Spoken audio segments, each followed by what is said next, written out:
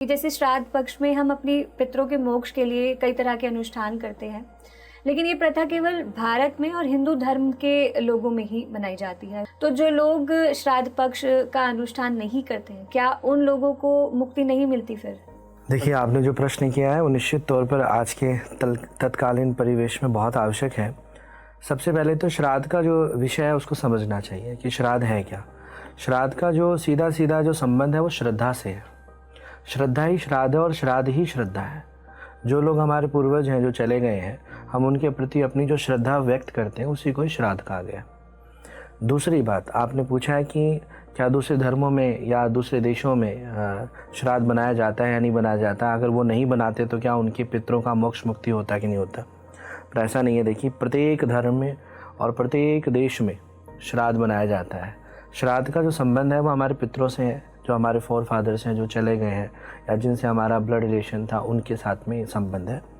चाहे वो ईसाई हो, ईसाई भी अपने चर्च में जाकर अपने पूर्वजों के नाम से फूल रखते हैं, उनके लिए एक अच्छा स्थान बनाते हैं, एक अच्छा खासा अमाउंट अपना उनके प्रति इन्वेस्टमेंट करते हैं और चर्च में जाके उनके नाम की कैंडल जलाते हैं। भगवान तो है ही हैं, परंतु वो अपने जितने भी आसपास, चर्च के आसपास आपने देखे होंगे जो कब्रें बनी हैं, उन पर जाकर अपनी श्रद्धा को व्यक्त करते हैं। उनके नाम से कहीं पर भी उनको कोई चेयर बनानी है, आप चर्च में गए होंगे कभी, अगर गए होंगे तो सुना है कि चेयर पे लिखा होता है ये उसके पिता के नाम से या उसकी स्मृति में या उसकी स्मृति में। तो वो भी एक प्रकार से कहीं ना कहीं अपना डेडिकेशन है या दान पुण्य है अपने पितरों के लिए।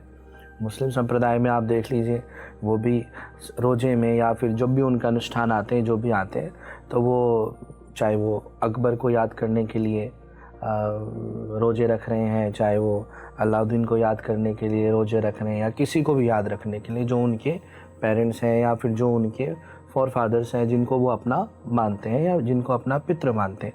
बस ठीक है, एक लैंग्वेज आपको चेंज हो गई है। सिख धर्म में गुरु गोविंद सिंह जी को याद करते हुए सारे काम किए जाते हैं, भंडारे किए जाते हैं, लंगर लगाए जाते हैं। तो वो क्या है, वो सब भी एक तरीके से पितरों का स्मरण ही है।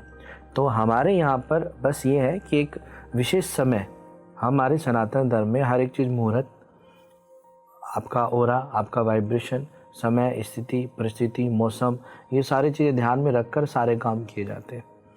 तो जिस समय अभी जो समय चल रहा है, जो श्राद्धों का समय चल रहा है, इस समय क्या होता है कि जो मादा कौवा होती है वो इस समय गर्भवती होने का कगार पे होती है या गर्भवती होती है मान लीजिए, तो उसको एक पौष्टिक आहार चाहिए होता है, अत्यंत पौष्टिक आहार चाहिए। यानी कह सकते हैं कि आप दूध से बनी हुई चीज़ें जिसमें प्रोटीन बहुत ज़्यादा होते हैं, तो उन कौवों को या संतुष्ट करने के लिए, और आपको ध्यान होगा कि हमारे यहाँ पर दो वृक्ष हैं, पीपल और बड़ जी। ये दोनों वृक्ष कभी भी आपने किसी को लगाते हुए नहीं देखा होगा या बीज बोते हुए नहीं देखा होगा। ये अपने आप ही आपकी टैंकी पे उग जाते हैं, कभी पार्कों में उग जाते हैं या बड़ी बड़ी जगहों पे उग जाते हैं, और सबसे ज़्यादा ऑक्सीजन भी आपको पता होगा कि इसमें से निकलती है। तो हमारे ऋषि मुनियों ने इस विषय को ध्यान में रखते हुए ये रखा कि क्यों ना जो मादा कौवा है उसके भोजन की व्यवस्था कर दी जाए, जिससे वो अत्यधिक शुद्ध भोजन करे। जो बड़ और पीपल के ऊपर जो एक हम लोग बरबंटे कहते हैं या बेर जैसा कुछ लगता है, उसको ये कौवा, मादा कौवा ग्रहण करती है, और जब अत्यधिक प्रोटीन खाती है तो जहाँ पर भी उस बीज को ये अपने मल के द्वारा त्याग करती है, वहीं पर ही बड़ पीपल पेड़ लग जाते हैं। तो बड़ और पीपल पेड़ों की अत्यधिक आवश्यकता होने के कारण जो हमारे ऋषि मुनि हैं, उन्होंने ये डिसाइड किया कि क्यों ना हम श्राद्ध को, श्रद्धा का जो भाव हम प्रकट कर ही रहे हैं, इससे जोड़ दिया जाए, ताकि जो मादा कौवा है वो जब भी प्रोटीन खाए, यानी जो भी हम लोग कुछ ना कुछ निकालते हैं गौ माता के लिए, श्राद्धों के अंदर हम गौ माता के लिए, कौवों के लिए, पक्षियों के लिए, सबके लिए कुछ ना कुछ निकालते हैं, परंतु विशेष रूप पर हमारे ऋषि मुनि ने ये कहा है कि जो कौवों को श्राद्ध के अंदर जो भोजन कराएगा, उसे निश्चित तौर पर जो प्रकृति परमात्मा, जिसको आप सब मानते हैं या हम लोग मानते हैं, उसका आशीर्वाद मिलेगा। और उस बड़ पीपल को देखकर हमें हमारे पितरों की याद आएगी कि हमारे पितरों ने कोई ना कोई श्राद्ध किया होगा, जिसके कारण से ये बड़ पीपल लगा है।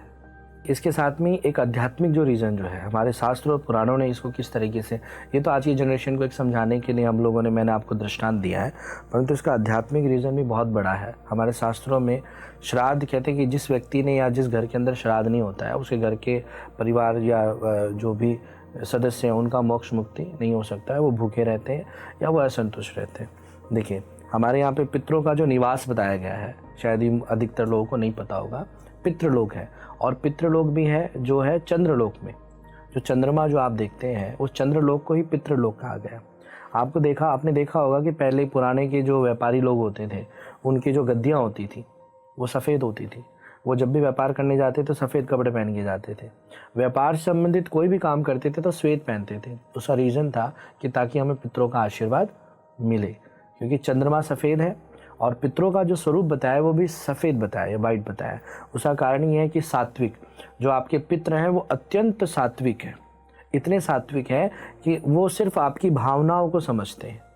आप उन्हें जो भी श्रद्धा से अर्पण करते हैं, जैसे आपने पिंडदान के लिए आपको पता होगा, जैसे जो पिंडदान करते हैं उस पिंडदान का भी आपने देखा होगा सफ़ेद होता है।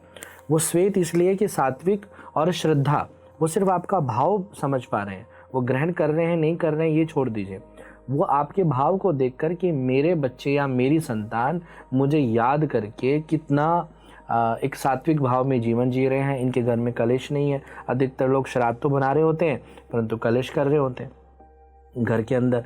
तो जैसे वो कलेश कर रहे होते हैं, उनके जो एनर्जी है, जो एक ऊर्जा है जो पितरों की या जो उसके परिवार लोग, जैसे ही वो ऊर्जा उसको देखती है घर के अंदर कि कलेश हो रहा है, तो और भी उनके घर के अंदर जो नेगेटिव एनर्जी है वो फैलने लग जाती है।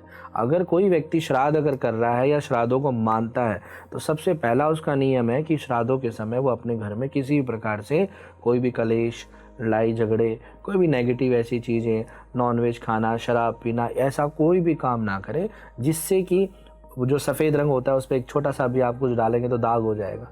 तो श्राद्धों को विशेष तौर पर पितरों को समर्पित इसलिए किया गया है कि इन श्राद्धों के समय आप सात्विक भाव से सारे काम करें, जिसके कारण आपके व्यापार में वृद्धि होगी। जब आप लड़ाई झगड़े नहीं करेंगे तो नेचर है कि आपके व्यापार की वृद्धि होगी, आपके घर में सुख शांति होगी, सारे काम अच्छे ही होंगे। इसलिए श्राद्धों को करना परम आवश्यकता है। परंतु शास्त्रों में, वेदों में, पुराणों में जो नियम लिखे हुए हैं वो बहुत डीप है कि किस तरीके से करना चाहिए, कहाँ करना चाहिए, उसका घर का वातावरण कैसा होना चाहिए। भोजन में आपने देखा होगा खीर बनती है, सफ़ेद चीज़ ही बनती है, खीर बनेगी या पनीर बनेगा या कोई दूध का कोई भी ऐसा आइटम बनेगा जो हम उनको दान पुण्य दिया जाता है।